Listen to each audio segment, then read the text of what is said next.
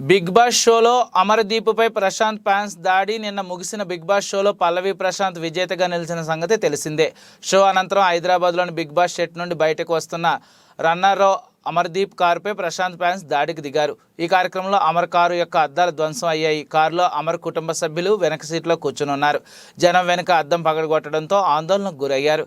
ఈ దాడిలో ఎవరికీ ఎలాంటి హాని జరగలేదని వారు తెలిపారు.